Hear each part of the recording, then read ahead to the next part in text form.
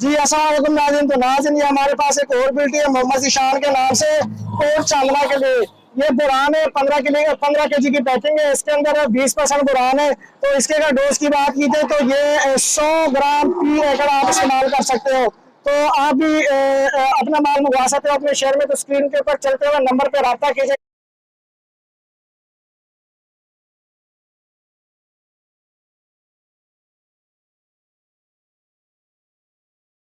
जी अस्सलाम वालेकुम नाज़रीन। तो नाज़रीन ये हमारे पास एक और बिल्टी है मोहम्मद ज़ीशान के नाम से और चांदना के लिए।